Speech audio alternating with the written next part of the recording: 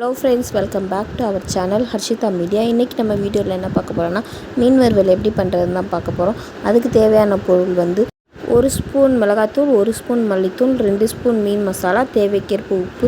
இது எல்லாத்தையும் ஒரு பாத்திரத்தில் நம்ம மாற்றிக்கிடலாம். மாற்றினதுக்கப்புறம் நல்லா கை வச்சு நல்லா கலந்து விட்டுக்கிடலாம். இந்த ஸ்டேஜில் உங்களுக்கு வந்து எண்ணெய் சேர்க்கறதுனாலும் சேர்க்கலாம், லெமன் ஜூஸ் சேர்க்குறதுனாலும் சேர்க்கலாம். நான் அன்றைக்கி எதுவுமே சேர்க்கலை.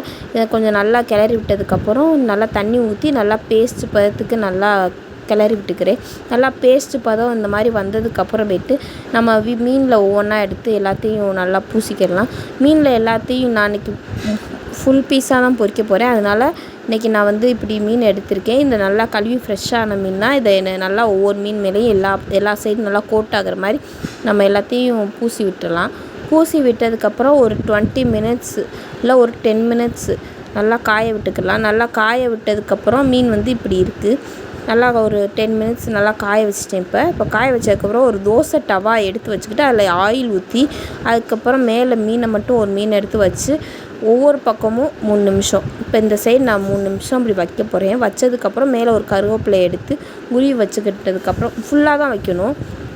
நல்லா வச்சதுக்கப்புறமேட்டு இந்த பக்கம் ஒரு 3 நிமிஷம், அந்த பின்னாடி நம்ம திருப்பி விட்டதுக்கப்புறம் அந்த பக்கம் ஒரு 3 நிமிஷம் நல்லா வேக விட்டுக்கிறணும். மீன் வந்து சீக்கிரமாக வெந்துடும். அதனால் 3 நிமிஷம் கரெக்டான டைம். இதோட அப்படியே நம்ம எடுத்துக்கலாம். நல்லா வெந்துச்சு. இப்போ நம்ம சர்வ் பண்ணிக்கலாம். இந்த மாதிரி வீடியோஸ் என்ன கமெண்ட் செக்ஷனில் கமெண்ட் பண்ணுங்கள், லைக் பண்ணுங்கள், ஷேர் பண்ணுங்கள், சப்ஸ்கிரைப் பண்ணுங்கள். மறக்காமல் பெல் ஐக்கானை ப்ரெஸ் பண்ணுங்கள். தேங்க்யூ.